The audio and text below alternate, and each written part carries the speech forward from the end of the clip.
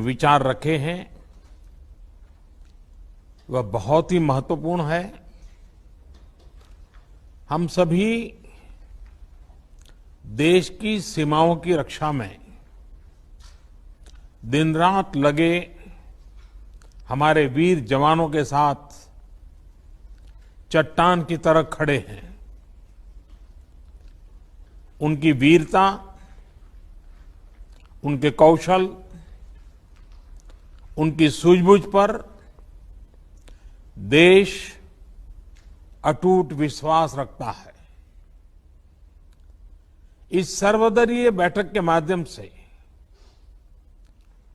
मैं शहीदों के परिवारों को भी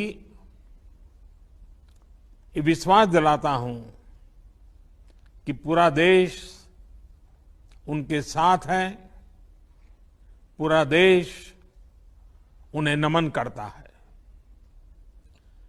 साथियों, पूर्वी लद्दाख में जो हुआ उसको लेकर आपने रक्षा मंत्री जी और विदेश मंत्री जी को सुना भी और प्रेजेंटेशन को भी देखा। न वहां कोई हमारी सीमा में घुस आया है, न ही कोई घुसा हुआ है, न ही हमारी कोई पोस्ट किसी दूसरे के कब्जे में है। लद्दाख में हमारे 20 जाबाज शहीद हुए, लेकिन जिन्होंने भारत माता की तरफ आंख उठाकर देखा था, उन्हें वो सबक सिखा कर गए हैं। उनका ये शौर्य, ये बलिदान हमेशा हर भारतीय के मन में अमिट रहेगा। साथियों, निश्चित तौर पर चीन द्वारा एलएसी पर जो किया गया है उससे पूरा देश आहत है, आक्रोशित है। ये भावना हमारी इस चर्चा के दौरान भी आप सबके माध्यम से बार बार प्रकट हुई है। मैं आपको भी आश्वस्त कर रहा हूं कि हमारी सेना देश की रक्षा के लिए कोई कसर नहीं छोड़ रही है। डिप्लॉयमेंट हो, एक्शन हो, काउंटर एक्शन हो, जल थल नभ में हमारी सेनाओं को देश की रक्षा के लिए जो करना है वो कर रही है। आज हमारे पास ये कैपेबिलिटी है कि कोई भी हमारी 1 इंच जमीन की तरफ आंख उठाकर भी नहीं देख सकता। आज भारत की सेनाएं हर सेक्टर में एक साथ मूव करने में पूरी तरह सक्षम है। ऐसे में हमने जहां एक तरफ सेना को अपने स्तर पर उचित कदम उठाने की छूट दी है, वहीं दूसरी तरफ डिप्लोमेटिक माध्यमों से भी चीन को अपनी बात दो टूक स्पष्ट कर दी है। भारत पीस और फ्रेंडशिप चाहता है, लेकिन अपनी सॉवरेनिटी की रक्षा हमारे लिए सर्वोपरि है और आप सबने भी इसी भाव को प्रकट किया है।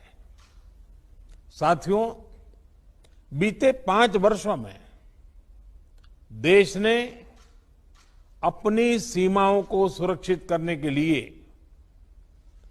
बॉर्डर एरिया में इंफ्रास्ट्रक्चर डेवलपमेंट को प्राथमिकता दी है। हमारी सेनाओं की दूसरी आवश्यकताओं जैसे फाइटर प्लेन्स, आधुनिक हेलीकॉप्टर, मिसाइल डिफेंस सिस्टम आदि पर भी हमने बहुत बल दिया है। नए बने हुए इंफ्रास्ट्रक्चर की वजह से खासकर एलएसी में अब हमारी पेट्रोलिंग की कैपेसिटी भी बढ़ गई है।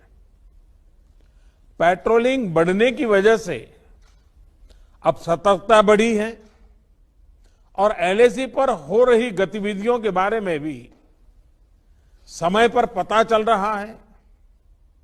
जिन क्षेत्रों पर पहले बहुत नजर नहीं रहती थी, अब वहां भी हमारे जवान अच्छी तरह से मॉनिटर कर पा रहे हैं, रिस्पॉन्ड भी कर पा रहे हैं। अब तक जिनको कोई पूछता नहीं था, कोई रोकता टोकता नहीं था, अब हमारे जवान डगर डगर पर उन्हें रोकते हैं, उन्हें टोकते हैं। बेहतर हो रहे इंफ्रास्ट्रक्चर से एक मदद ये भी मिली है कि हमारे जवान जो उस कठिन परिस्थिति में वहां तैनात रहते हैं, उन्हें साजो सामान पहुंचाने में आसानी हुई है।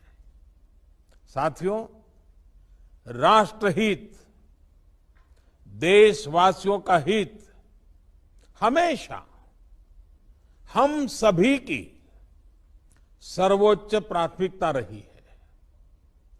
चाहे ट्रेड हो, कनेक्टिविटी हो, काउंटर टेररिज्म हो, भारत ने कभी किसी बाहरी दबाव को स्वीकार नहीं किया है।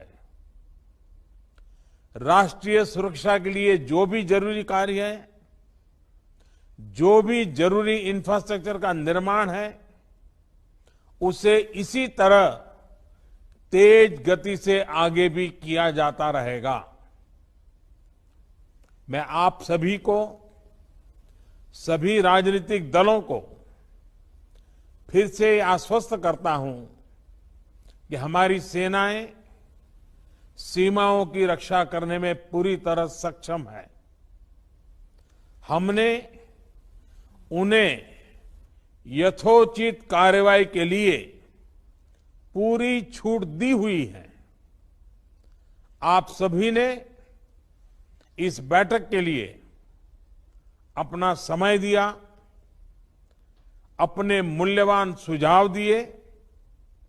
इसके लिए मैं सभी दलों का, आप सभी नेतृत्वगण का हृदय से बहुत बहुत आभार व्यक्त करता हूं और आपके सुझाव आगे की रणनीति में बहुत लाभकर्ता होंगे, ये मुझे पूरा विश्वास है। मैं फिर एक बार इस एकता का संदेश देने में आप जो बढ़ चढ़ करके आगे आए हैं,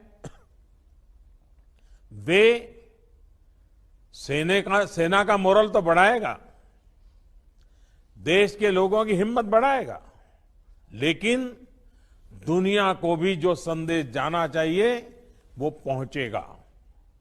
और इसलिए आज की मीटिंग में आपकी सकारात्मक भूमिका का बहुत मूल्य है, उसका बहुत ऐतिहासिक महत्व है।